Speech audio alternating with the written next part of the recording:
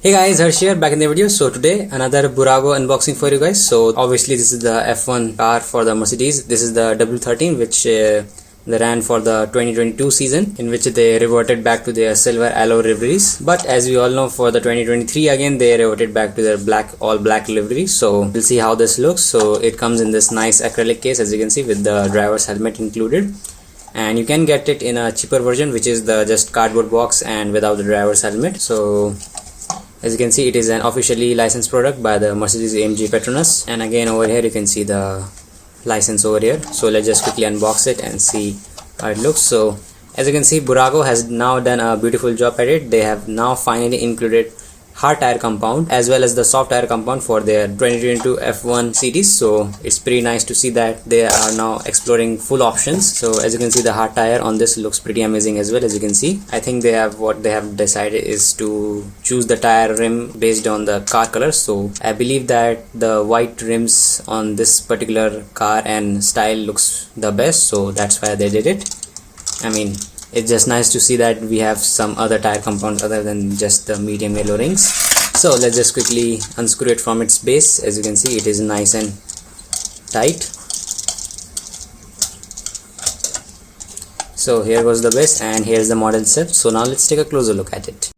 So here is the car, as you can see, and if you just want to take a quick look at the car, I'm just going to revolve it around, so you can just go ahead and make a decision if you want to buy it or not. So I think that's enough for now. So let's just now start with a detailed review. So as always, let's start with the front of the car. So as you can see, we have the front wing, which is quite thick from the last year's cars, I believe, and as you can see, it has some sort of a mesh pattern going on, which I think gives it a very nice detail, as you can see. And as always, the logos are, I think, quite accurately printed and quite easily visible, except for this Petronas logo. I think it's a bit damaged due to the front wing elements, but still it's okay. And obviously on the winglets we can see we have the IWC logo and the INEOS logo, which is also present over here. So nice to see different colors going on over there, as you can see, very nicely detailed there. And one more thing to note is that this is actually a sticker, so this red thing can peel off sometimes, so you have to make sure that you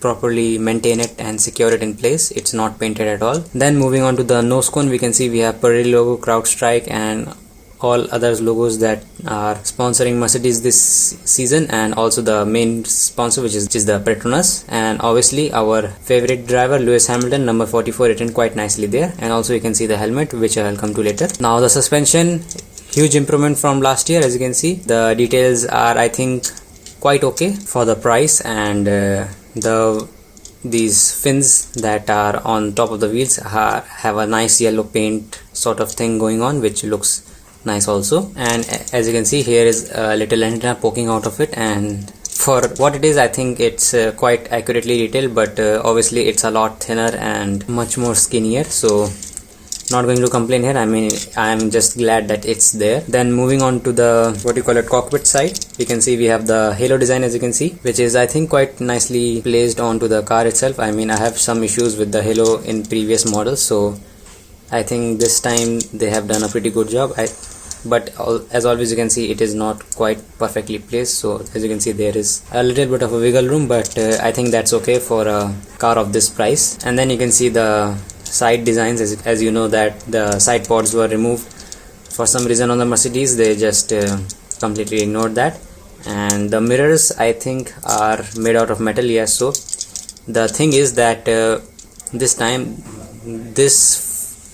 starting from this front all the way to the back, except for this INEOS logo and this particular red portion, everything is, I think, metal. So this is pretty actually nice to see. I mean, obviously it is a die-cast model, it is advertised as a die-cast model, so it should be a die-cast model, and only a small portion, just the back wing and this particular thing, I think, is made out of plastic. So pretty good to see. And you can see at the sides we have some vent cutouts. Obviously these are not painted black, but on the real one I don't think they are not, but still a pretty nice detail that they have added. Although it would be nice to see the holes the slits have, so I think that's something Mini Champs and Sparks does, but not Burago. So I mean, what else we can expect for this particular price range.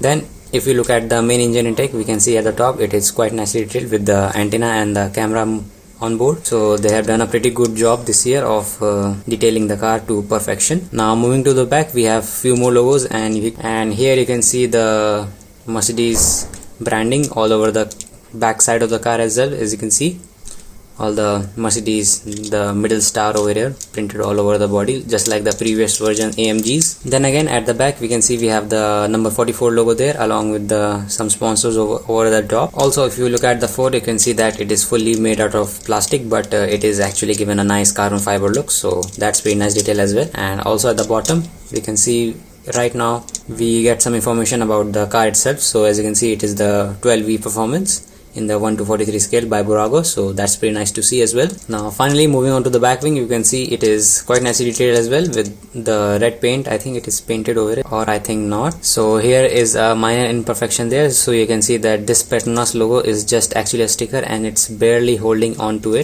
the back wing, as you can see. So all you have to do is just grab something to properly stick it into its split. So I'm just using the screwdriver here, so let me just try to stick it back into its place. So I think that's a pretty temporary solution, but I think Burago really should use some strong adhesive tapes or anything like that. And if you look at here, you can see we have the exhaust pipe there and the indication light for the rain and all the battery charging stuff as well. But as always, it's not silver painted, which I really look for. And as you can see, the wheel hubs are quite nicely detailed. I mean, there is not much details to add this year, so it just basically makes the job for these die-cast model pretty easy. And also with this barge boards thing that they have done, so it's now a lot simpler than before. So I think the floors are same for all the Burago models for this year. Maybe, I don't know.